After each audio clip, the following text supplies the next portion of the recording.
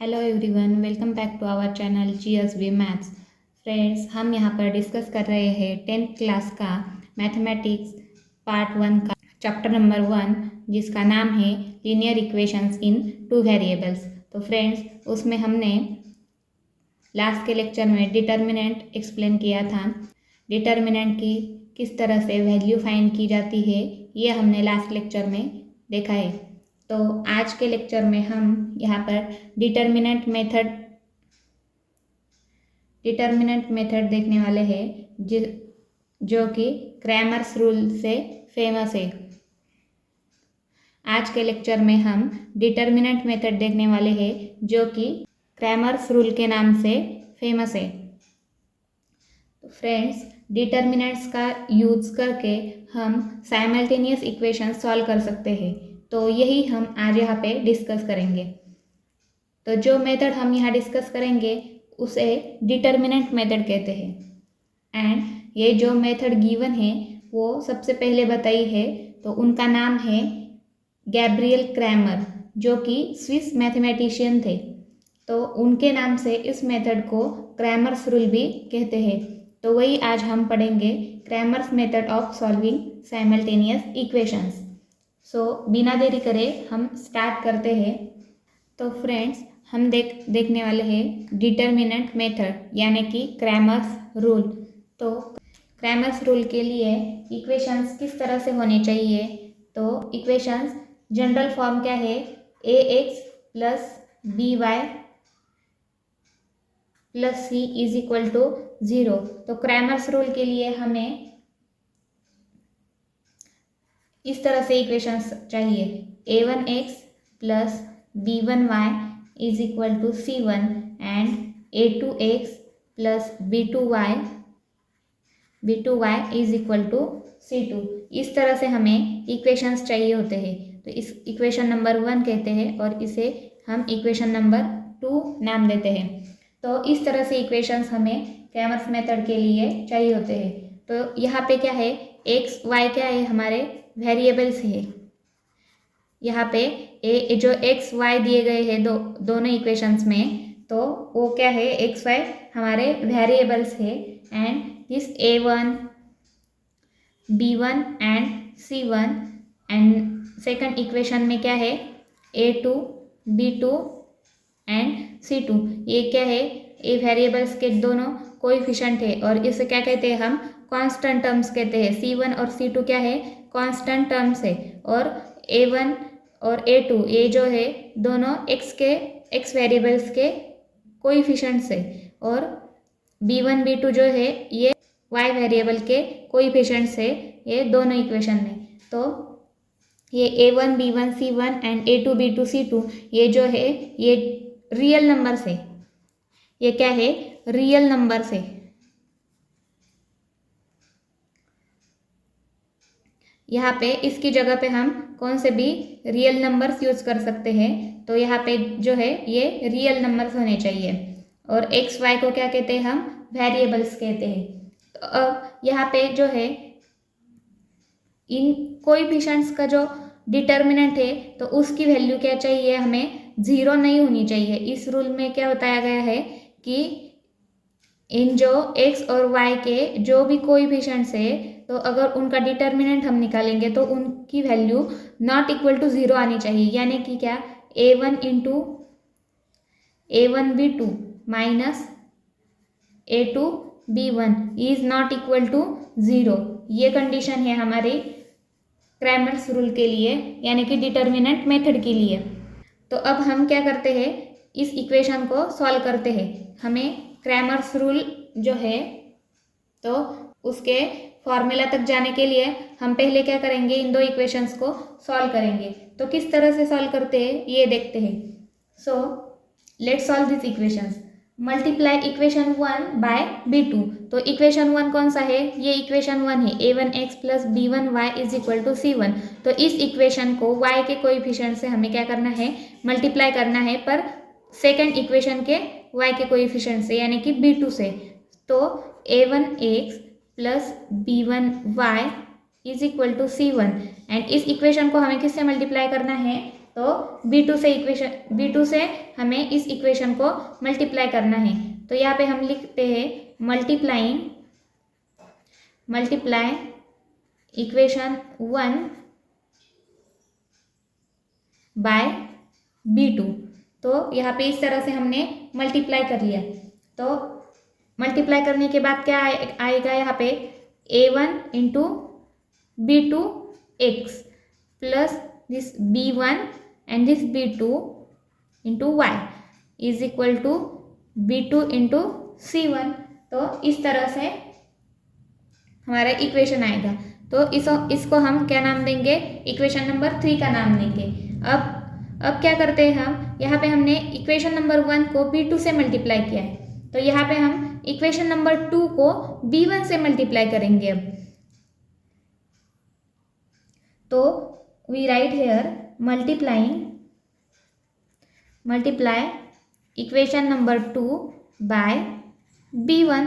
तो हम यहाँ पे क्या करेंगे, B1 से इक्वेशन 2 को मल्टीप्लाई करेंगे। तो हमें क्या मिलेगा, यहाँ पे इक्वेशन 2 क्या है, A2x, तो A2 into B1, so B1x plus this B2y है, तो B2 into B1y is equal to what, C2 और this B1, so B1 C2 we get this is equation number 4। We write here equation number 4। तो अब हमें ये 3 और 4 ये दो इक्वेशन नहीं मिल गए। अब हम क्या करते हैं, तो इक्वेशन 4 को इक्वेशन 3 से क्या करेंगे, हम सब्सट्रैक्ट करेंगे। तो यहाँ पे हम लिखते हैं सब्सट्रैक्ट इक्वेशन नंबर 4 फ्रॉम 3। तो यहाँ पे क्या करेंगे, हम 3 में से 4 को क्या करेंगे, हम सब्सट्रैक्ट करेंगे। तो यहाँ पे लिखते हैं A1 B2x plus B1 B2y is equal to B2 C1 and the equation 4 is minus A2 B1x plus B2 B1y is equal to B1 C2। तो ये क्या है, इक्वेशन नंबर 4 है और ये इक्वेशन नंबर 3 है। तो 3 में से हम क्या करेंगे, 4 को सब्सट्रैक्ट करेंगे। तो यहाँ पे क्या आएगा हमारा, this A1 B2 and minus this A2 B1 और ये जो x वेरिएबल है ये कॉमन है, तो यहाँ पे x।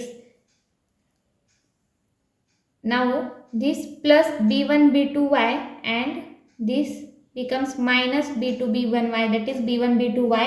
तो ये क्या होंगे, यहाँ पे ये कैंसिल आउट हो जाएंगे, यहाँ पे ये कैंसिल आउट हो जाएंगे। तो x is equal to what we get, this C1 B2 and minus what C2 B1। So this is the another term. So we get here value of x by rearranging this equation. So x is equal to what we get, this C1 B2 minus C2 B1 divided by what, this term A1 B2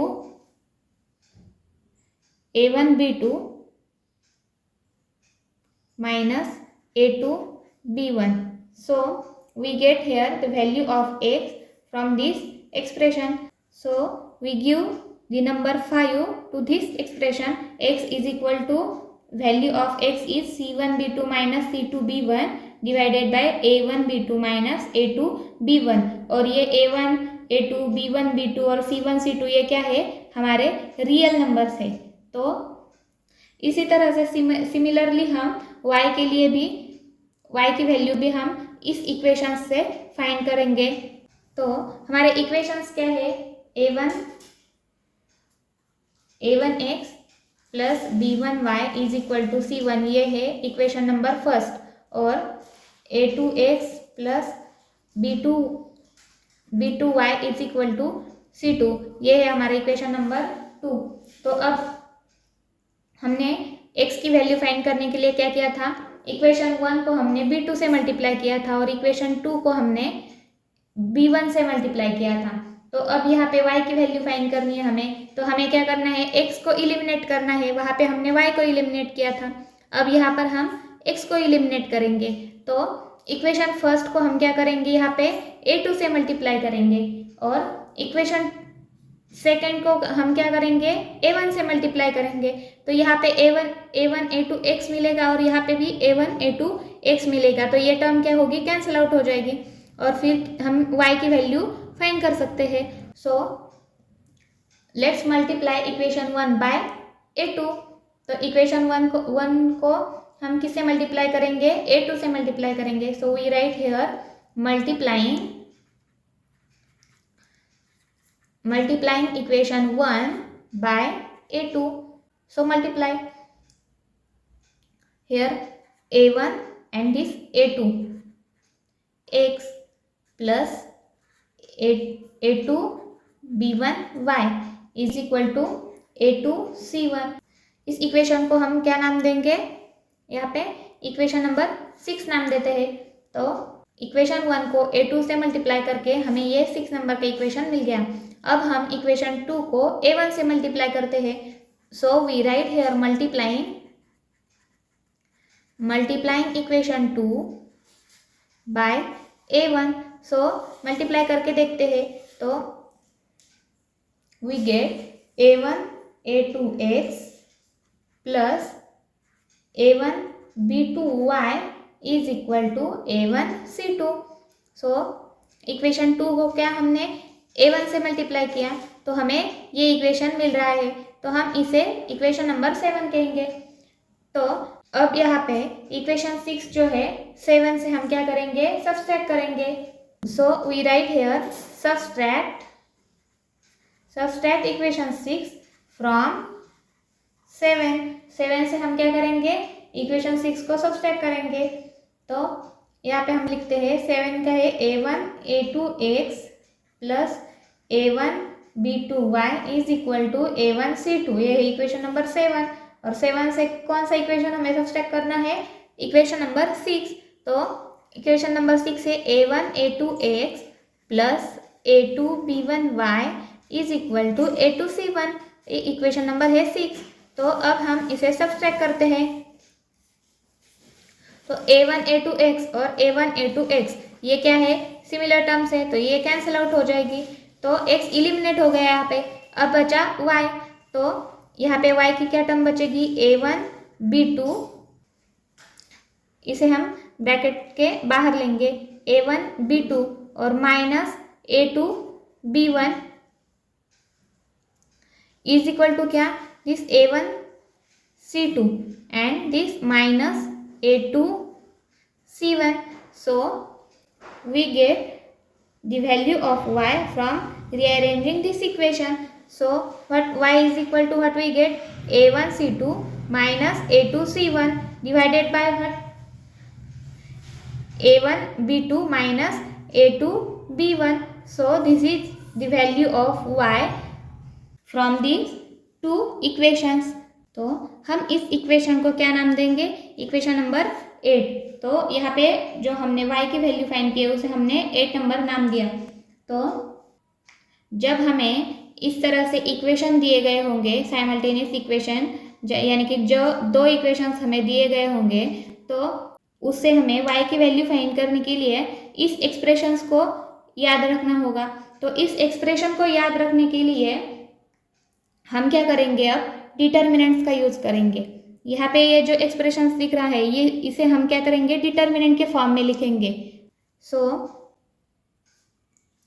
to remember this expressions which c1 b2 minus c2 b1, this a1 c2 minus a2 c1 and a1 b2 minus a2 b1, हमें ये expressions याद रखने के लिए हम क्या करेंगे, अब डिटर्मिनेंट्स का यूज करेंगे।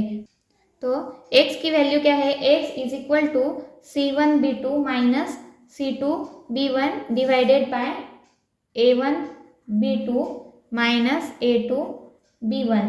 तो यहाँ पे ये जो है x की वैल्यू है। तो अब यहाँ पे x की वैल्यू हम इसका डिटर्मिनेंट किस तरह से लिख सकते हैं, डिटर्मिनेंट ऑफ C1, यहाँ पे क्या होता है C1 होगा, यहाँ पे डिटर्मिनेंट किस तरह से लिखेंगे हम, C1 यहाँ पे आएगा और C1 इंटू क्या, हम सेकेंड रो का जो सेकंड एलिमेंट है उससे हम मल्टीप्लाई करते हैं, तो C1 into B2 and this minus sign and C2 into B1। So C2 कहाँ पे, यहाँ पे होगा, C2 इंटू B1। तो इस एक्सप्रेशन से हमने इस तरह से ये डिटर्मिनेंट फॉर्म किया। और इस एक्सप्रेशन से किस तरह से डिटर्मिनेंट हम फॉर्म करेंगे, ये A1 इंटू B2, तो A1 यहाँ पे और B2 कहाँ पे, यहाँ पे होगा, सेकंड रो के सेकंड प्लेस पे क्या होगा, B2 होगा। और ये A1 कहाँ होगा, A2 कहाँ होगा, ये A2 यहाँ होगा A2, और ये B1 यहाँ पे होगा। यानी कि इस तरह से A1 B2 minus A2 B1। तो इस तरह से हमने इस एक्सप्रेशन का डिटर्मिनेंट हमने फॉर्म किया। इसी तरह से हम y की जो वैल्यू है, y इज इक्वल टू क्या है हमारा, A1 C2 minus A2 C1 and divided by this expression, so A1 B2 minus A2 B1। सो इसका तो डिटर्मिनेंट ऑलरेडी हमने फॉर्म किया है, तो क्या है A1 B1 A2 B2, इस तरह से इस एक्सप्रेशन का डिटर्मिनेंट फॉर्म किया है हमने। और इस एक्सप्रेशन का किस तरह से, A1 C2, तो A1 यहाँ पे होगा, C2 यहाँ पे, और this A2 here and C1 is here, so this is the determinant for this expression। तो हमने क्या किया, इस एक्सप्रेशन को याद रखने के लिए हमने इस डिटर्मिनेंट्स का यूज किया है। तो x और y की वैल्यू फाइंड करने के लिए ये एक्सप्रेशंस चाहिए, और ए एक्सप्रेशन याद रखने के लिए हमने इन डिटर्मिनेंट्स को फॉर्म किया है। पर अब इन डिटर्मिनेंट्स को याद रखने के लिए हम क्या करेंगे, इनको नाम देंगे।